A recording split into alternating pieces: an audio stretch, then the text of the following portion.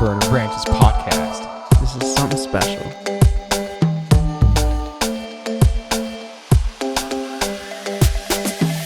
Welcome back to the Burning Branches podcast. My name is David, and with me today are Kenneth, Christian. What does it mean to live tribally? What's it like to find a tribe? What does family mean to you? We hear talk about sometimes people might say found family. In other words, they don't feel very welcome or at home with their own blood and with their own blood relatives. And they end up finding a group of people that understands them and loves them unconditionally, and they fit in, and they call that their found family. And if you think about the ages past of humanity, you would just call that your tribe or your clan. And it may be family that you were born into, a tribe you were born into, and it may be a tribe that you found and they took you in as one of their own. I like to think of the people that I've found that I've learned to live alongside, and we all live together. We do life together. I like to think about that as my tribe. I want to ask you, what does that word mean to you? How did you find your tribe? How do you recognize that? When I think about tribe, the first thing that comes to my mind is my country or my nation of origin, which is Ghana, and it's a very tribal country. And I'm from the Ashanti clan or the Ashanti tribe, or typically the locals call it Asante, but like it's been kind of like westernized to be called Ashanti. So I'm from that specific tribe, and the tribe was so dominant for a lot of years. And when you're growing up in the Ghanaian culture, they learn to teach you every single thing that specific tribe stands for. They're going to teach you the culture of the tribe, the language of the tribe. They're going to teach you how you're going to dress. They're going to teach you how you're going to put up yourself. Sometimes they go through like these different marital stages. Like once you hit puberty, which is typically around 12 or 13, there's this big grandiose ceremony that they put together for you to signify like you're transitioning from being a child to being an adult. And there's just different cultures that comes to mind. When I think about tribe, that's the first thing that comes to my mind. But I mean, obviously, in this day and age, that's not how things operate in this day and age. Let me ask you this then. In that experience, would you say that the tribe's identity became impressed upon your own identity? Absolutely. I think, well, every single person, every single one of us every decision that we make are based on what our belief systems are. Every single way we put up our life, the way we talk, the way we act, the way we react to other people's reaction to us is basically it stems down to how we were growing up. Mm-hmm. Like in my culture, you can't give an adult anything with your left hand because the left hand is not looked at as clean. You know, there's just so many different cultures that's instilled into you, and it's not because they just want to be too stringent or they want to be too strict or they want to be overly controlling. But there's a purpose to it. There's a purpose to it. There's a purpose to hold the tribe or to keep the tribe together. There's a purpose to grow the tribe. There's a purpose to keep the tribe safe. Mm-hmm. You know, and we can actually even think about the dynamics of how a pride of lion works. You know, when I think about tribe, sometimes I connotate that to a lion and his pride. Mm-hmm. You know, there's the pride of a lion can range between 3 lions to sometimes over 40 lions. And the territory of the lion sometimes maybe like over 50 miles territory, over 100-mile territory. And every single thing has been in place within that pride to keep the pride safe, to mark that territory, just to safeguard that territory. And I mean, I'm sure we can delve into that as well. But and to know how to act around those things. Absolutely. So when I think about tribe, I'm thinking about pride, like a pride of lion. Like what makes the pride of lion so successful? You know, what makes the pride so?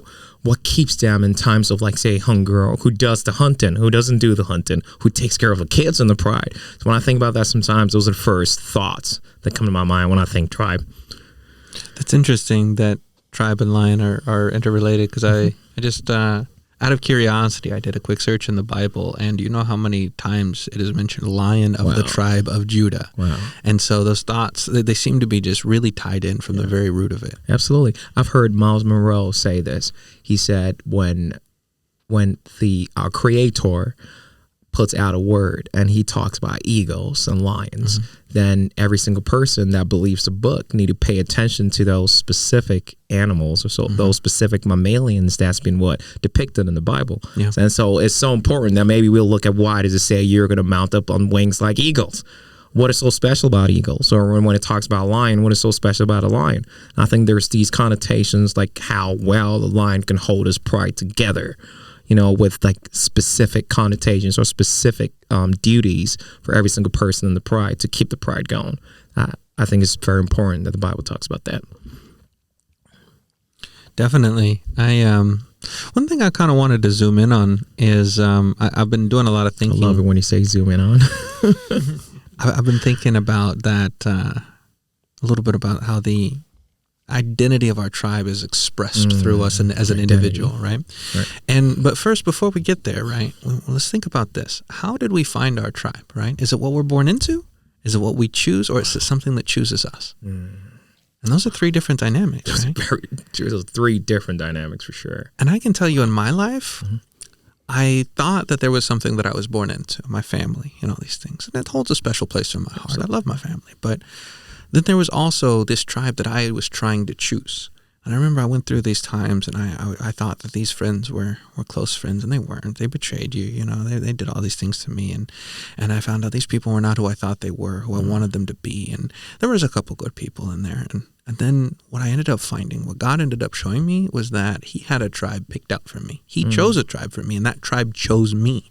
And when I entered into that level of revelation, of personal revelation, and when I began to be around these people, I felt like the best version of myself. I can tell you, sitting here in this room with you men, I feel like the best version of myself when I'm with you, right? And I'm the best version of myself because that's what God is pouring through me. But I'm also strengthened by my brothers, right? And so when you're with your tribe is impressing an identity through you, but it's because you mesh so well. And I think God has that for every person. He has a designed tribe. He didn't set up the tribes of Israel on accident. He says, okay, there's, these 13 tribes, and everybody belongs to a certain one. Yeah. And that's for a reason. You're born into the Levite. Well, you're supposed to be a priest. That's what you're chosen to be. For that, yeah. And so it's in the same way in our lives. It's like, well, when we're born into a certain tribe, God's like, okay, that's where you're going to build your foundation, right? Wow. And then you grow and you think, I'm going to choose my friends. I'm going to choose my tribe. And it's like, okay, this is starting to flow, and then things begin to fall apart. Things don't mesh. But then one day you might encounter when you're surrendering to God's will, and you're like, oh, these are the people.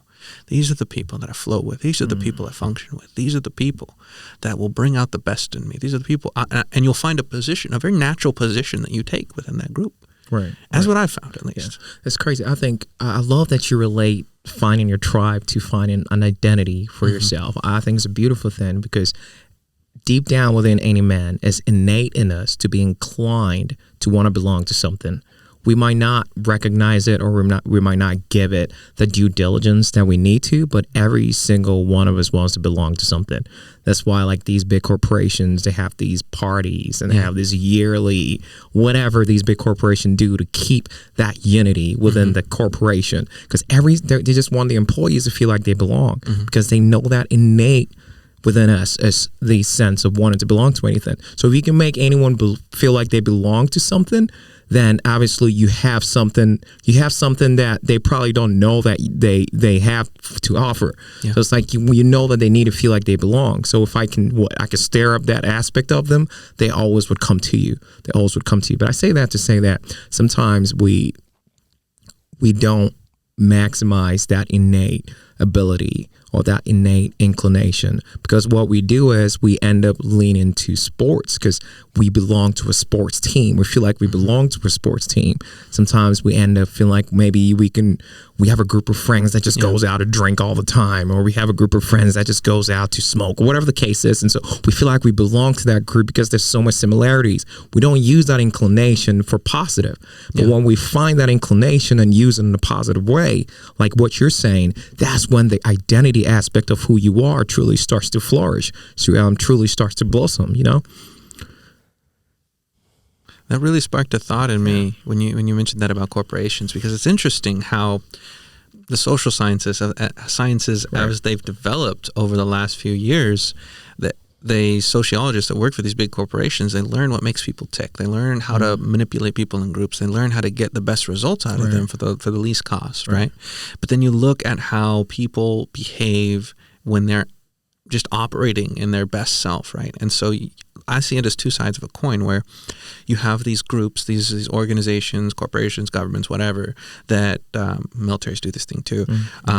They try to manipulate people by utilizing these same mechanics that are built in, and say, how can we use that against you for the good of the group? But then on the other side, what I would like to conceptualize as your perfect tribe, the tribe that you belong to, the tribe that you're supposed to be in, they're simply going to pull that out of you, those mechanics, by being the best tribe that they can be, by being the best people that they can possibly be. And nobody's perfect. Nobody's going to accomplish it, but everybody's trying. And that tribe is going to pull the best out of you. And it's going to better the group because it's bettering you. And the whole is going to be greater than the sum of its parts, so to speak. And so the corporate, these, not just corporations, but any of these large groups, any organizations, they're trying to manipulate you to use it for their good. But then the tribe is going to be arming you. And then by making you good, it's going to make the tribe better. Right. We can even look at how crazy the gang violence is, like downtown. Oh, yeah. Downtown Chicago. Why is it so prominent? Why is it something that's just flourishing? And they've been trying to combat this like for a long periods of times. Why is it so prominent? They get these kids, or they try to recruit these kids at a very young age. They try to sell them a bill of goose, like a bill. Oh my God, you're going to get this, you're going to get that. They try to sell them into a tribe. And since everyone wants to feel like they belong to something, they make their kids feel like they belong to something. Yeah. And that's how they get these people. And sometimes these kids don't know that it's innate within them to want to belong to something. So if anyone comes along and makes them feel like they belong to something, they sell them their rights. They might not even know that.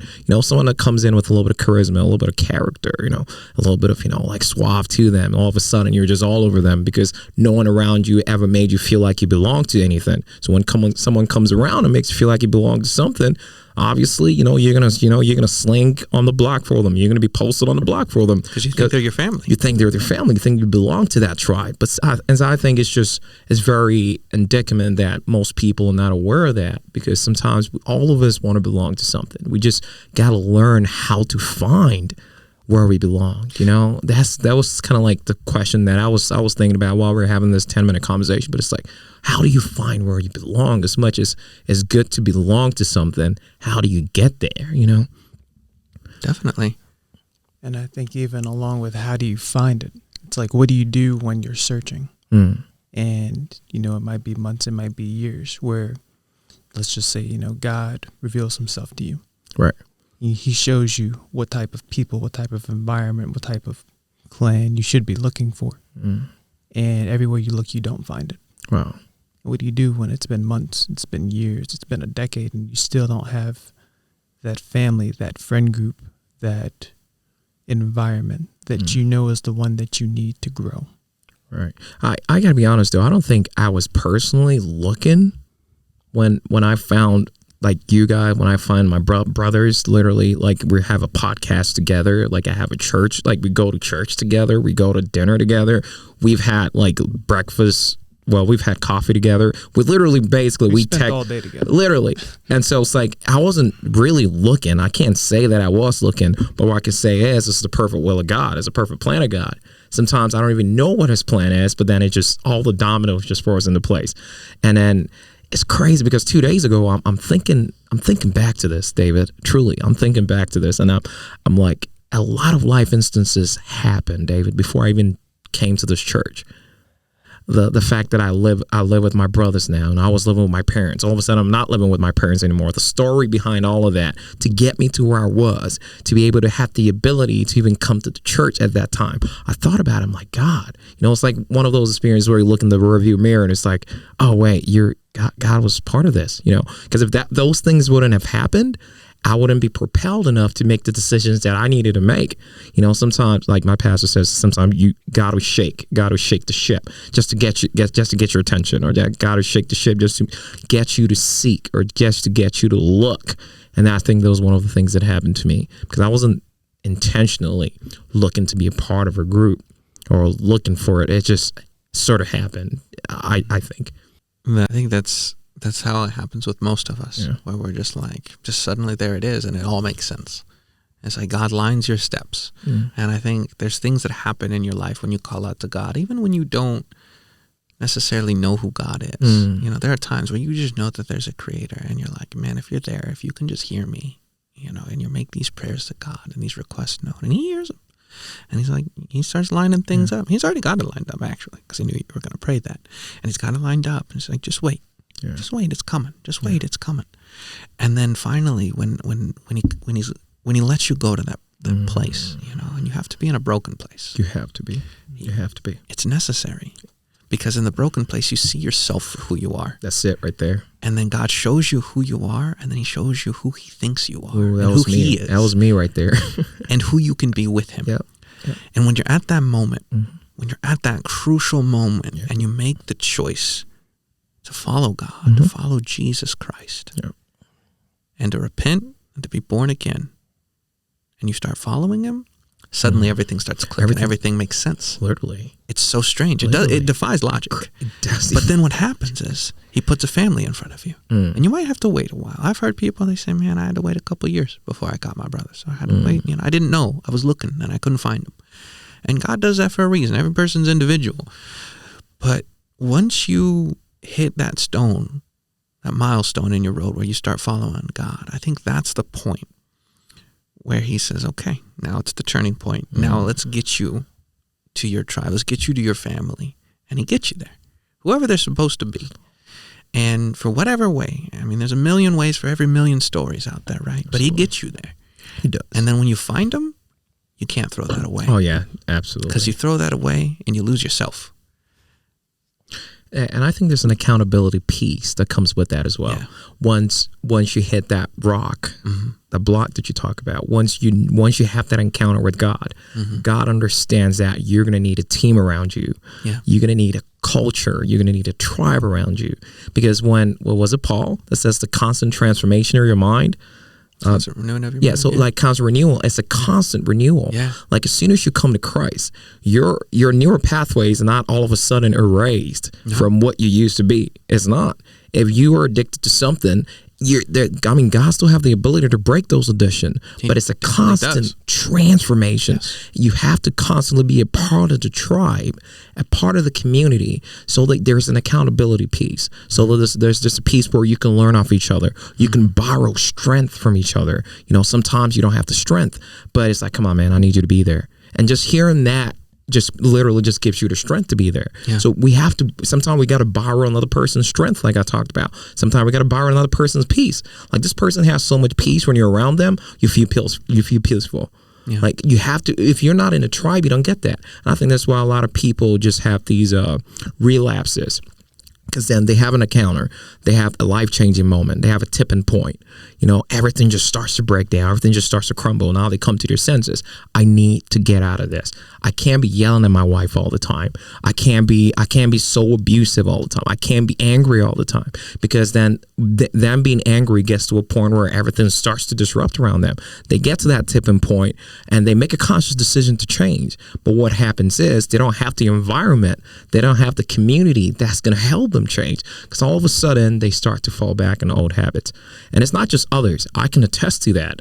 There's so many times where I've fallen back to old habits, and had it not been for the group that I know that on Thursdays we're going to meet up. I know that on Wednesday evenings we're going to meet up. I know that on Thursday I'm going to be at church, and Sunday I'm going to be at church. I'm going to see you guys. And that literally propels you through the week, because you're borrowing energy. I'm borrowing Christian's anointing sometimes, I'm borrowing David's anointing sometimes. It's like you have to be a part of this community in order for you to survive as a person. So you can have an encounter with God, but you have to constantly be around people that have the same mentality as you. Not same mentality per se, but like they're heading the same direction as you when it comes to maturing. Because sometimes people have the encounter and they just pull away, and that encounter literally just vanishes. Yeah. But that's the beauty of the grace of God, is that there's always a second chance. Always. You just have to embrace it. Always. You just have to find that. Find that place inside of yourself again. Always. I would say this. I think that's the proper understanding. Not to get super churchy, but the proper understanding of a church, right? So many people think that a church is this organization. Yeah. Right? It's this big organization, and they operate like a business. I mean, I've thought about it that way too. Sure. Yeah, I have Or for a the long church time. is the building that you go to. Yeah. The church is the place that you gather that's owned by the organization, or the church is this thing, the church is that thing. But actually, the church is your family. Mm. That's it. At its core, the church is your family. That's the core of a church. And that's the long and the short of it. Wow. You can look at the million biblical definitions of the church, and they're all good and they're well. But the one that really hits the most is when you realize the church is your family. Mm. And if the church is not your family, what are you doing there? Right. Because there's one that is. Wow. And I'm not telling anybody to leave your church. Definitely not. Maybe you're not being the family to that church that you need to be. Oof. But Wow. I will say that when you're where God wants you to be, you will be family to the people around you. I wanna explore this thought for a second. Is the identity of the tribe impressing itself on the individual to make them the best version? Because you mentioned about like those markers in the lion's territory, and they know where the markers are because the pride has taught them, right? Absolutely. Their tribe has taught them, and the consequences that happen when you go outside, and we reflect that so much. There are markers that are placed by the old men, by the people of old, that they were a part of your tribe once. And you got to revere your ancestors. Not worship them, but respect it. Yeah. and understand that you got here today because of what they did. Yep. You have to embrace new challenges, but you got to embrace the old wisdom. Yeah. And so understanding that things have been passed down that help you build your identity, because the tribe itself has gone through something and it's helping you to understand your identity.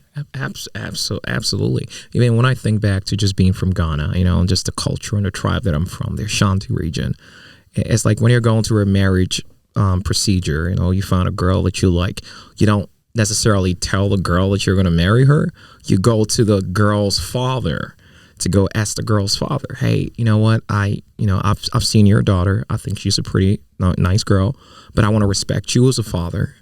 I want to come to you first and ask you if it's okay. I want you to see who I am, take some time out to get to know me. If you want to go out, do whatever the case is. It's out of respect for the father, because if in our culture, if the woman is under complete submission to your father, that means there's a higher chance that she will understand the dynamics of how a home needs to be set up. And so it's like there's a reason why the culture of the tribe puts all these things in place so that the tribe can move forward, not just for how I'm going to feel now, how I'm feeling. If I don't feel it now, it's not about that. It's about the longevity. I don't know what the word is. It's about longevity of it. It's about generations that's going to come. It's not just about how I feel. It's not about that. So every single thing that's been set up is for the long run. It's not for a quick fix. It's for generations that comes after. Like I was blown away by the fact that a lion's roar can be heard 5 miles away. So if a lion roars from here and someone is 5 miles away, they can hear it. Why is that? Because just to protect the territory. So when a tribe or when you find a group and there's this systems or there's this, I wouldn't call it rules per se, because rules have rules. And there's rules set up. It's not because, they're trying to be controlling. It's because you're trying to put these markers down so we don't miss the mark when the time comes in, So that's what I could say about that when you bring that up when it comes to the markers and how it ends up protecting us and the tribe all together. Because imagine if someone missed their mark. There's always a way back when someone missed the mark, obviously. Oh yeah. But it needs to be in every person's mind that these markers are there for a reason, and not just because we want to control people or, I think some people have a negative connotation to it. It's, I don't want to go to church because it's just so churchy, or I'm not free anymore because there's so much rules. I think a lot of people have that connotation when it comes to like belonging to a tribe, and that's why they don't want to belong to a tribe, because they feel like there's too many rues, Yeah, but that's not it. Independent these days, right? It's like, I don't belong to anybody because nobody belongs to me. I do my own thing, and it's like, no. Well, you go to a job, right, and you pay taxes, right? Now you're part of two things right there, whether you want to or not. And so you got to look at like what you're giving your energy to, and what's giving its energy to you. Yeah. And that's a perspective a lot of people are not willing to look at. They say whatever they say, but once you put it into perspective, they're like, I want to hear you. Because people just need perspective sometimes. They just lack perspective when it comes to a lot of these things. It's like, you pay taxes. No one asked you to. You just do it. You've not questioned it. You know, so I've questioned it a few times, but if I question it too hard, I end up behind bars. So not the bars, bro. But yeah, but one thing that I thought about though is, as much as sometimes we're born into a family, sometimes we feel like we don't belong to the family. If we look at the family in this day and age, David, Christian, is in shambles. Yeah. Like the family system now is in shambles. It's so bad. And I read on Psychology today that a family of 5, they have 4 bedrooms, right? They'll eat dinner together, they eat breakfast together, and that's it. You know, in the morning, the mother would drive to her job, the father would drive to her job, and one day they reconvene and just have dinner for 30, 45 minutes, and everyone goes into their room, and they're just engrossed in what other people have to do on their phone. And that doesn't create a sense of tribe, like a sense of belonging to a tribe. And so a tribe has these activities, or they have these like things that they do to involve each other to create that sense of belonging. And a lot of the families these days are not doing that. I don't know why that is though. You know, it's because people find because games are important, right? Games are tribal. Ooh. What group of people does not have games that they play together? Yep. Whether it's, you know, soccer, some sort of ball game, some sort of board game, some sort of, you know, fun little thing that the kids all do together. Every single nation, every tribe has games, right? And everybody's doing their own game. Family's not playing games together. Yeah. You know, and this is not a Hasbro board game commercial, but for sure you could be doing something together. You could be having fun together. You could be also pursuing things together, you know, because what do games do? They shape your perspective. Yeah, they shape your perspective. They shape your ability to work together to accomplish things, or work together or against each other to solve problems, you know, and compete. And all these things are necessary for life, right? So if you're all doing them by yourselves and you're not doing them together, then you're not building any kind of actual connection. It's not rocket science. It really isn't at all. Because when I talked about the pride, there's this one thing that I read that says that in the pride, not just when the lioness gives birth to what are they called, a cub? Yeah, a cub. It's not just that one lioness that's responsible for the cub. Every single lioness in the pride takes care of the kid. And so if you're not together and doing something together, you don't feel like you belong. Like, you know that, oh yeah, I'm just going to wander over. I'm going to go hunt, go get food and bring it in. And then the man is going to eat. But I also know that other lioness is taking care of my cub when I'm not around. And that's one beautiful thing that I love about our group, not just the podcast group, but our church group. You know, it's like, I remember, like, I'll hold Jordan in my hands. It's just like, oh my God, this baby is so cute. You know, like I'll walk into church and brother Caesar, brother Kenneth, what's up? You know, and then you feel like you belong, you know, because there's just so many aspects, you know, like, oh yeah, you can buy my kid a snack because the other family trusts you. They know that you're not going to poison the kid. There's this level of trust that's just built around this whole group, you know, and I think it's a beautiful thing. I truly think it's a beautiful thing. And honestly, that's where community starts, right there. And if you don't have community, you got nothing in common. You got to have community. I think to sum it all up, when we take a look at what it means to find the tribe that God chose for you, and what it means to operate in that tribe, and what it means to function in that tribe, and how it grows you, can talk for hours on. But ultimately, if you ask God for one, He'll take you right to Him. And if you leave, He'll leave the 99 and go get you back. He's Eddiewood. That's his podcast. Don't forget to like and subscribe on YouTube. Absolutely. Oh yeah, Instagram, Burning_branches. Please follow, share our videos, all the reels that we have. That's how we, you know about the algorithm, you know. Find us on YouTube at Burning Branches. Don't forget to follow us on Facebook. We're out. Leave a review on Apple Podcasts. Apple Podcast is important.